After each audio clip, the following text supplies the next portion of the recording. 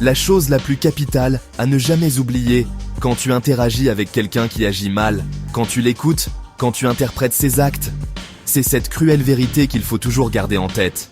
Tu ne parles pas juste à une personne, tu traites avec tout son passé, avec ses blessures encore saignantes comme celles déjà cicatrisées, avec ses peurs les plus inavouables, ses aspirations et ses désespoirs les plus profonds, ses trahisons, ses déceptions, ses traumatismes, ses humiliations.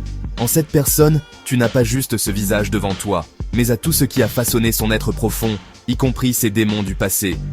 Tout ce qu'elle a vécu, tout ce qu'elle a d'invisible au tréfonds d'elle.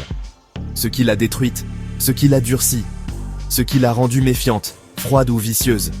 Tout ce qu'elle dit ou pas, tout ce qu'elle fait ou pas. C'est le résultat de tout ça.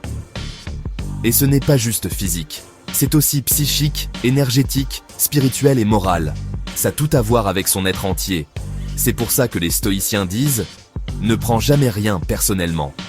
Parce que, quand une personne t'insulte ou te traite mal, c'est sa colère et sa haine qui parlent. Quand elle te ment ou te trompe, ce sont ses dispositions qui l'y poussent. Quand elle te trahit, c'est sa peur qui agit. Quand elle te méprise, c'est son vide intérieur qui crie. Quand elle abuse de toi pour prendre avantage, c'est sa convoitise et son avidité qui l'y conduisent. Avec toi ou un autre, ses pulsions seraient les mêmes. Elle te regarde mais agit sous l'impulsion de ses propres turpitudes, sa propre laideur morale. Parce que personne ne peut donner ce qu'il n'a pas. Donc, retiens ça. Ce que l'autre te donne, bon ou mauvais, c'est ce qu'il est. Peut-être ce qu'il a toujours été, et ce qu'il restera probablement, même après toi. Tu n'y es pour rien, à moins d'être la cause de ce qu'il ou elle est devenu.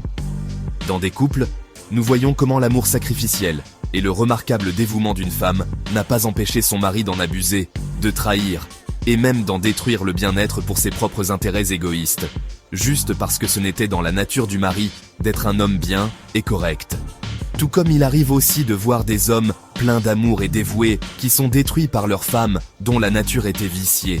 Parce que s'il y avait une réponse juste et cohérente à avoir en réponse à toute la bienveillance et l'amour de l'un, il n'y aurait aucune possibilité pour le félon de partenaire d'avoir une réponse aussi indigne en retour pour tout le bien qu'on lui a offert. La seule explication est que c'était déjà dans sa nature d'être malveillant, déloyal, malhonnête et ingrat.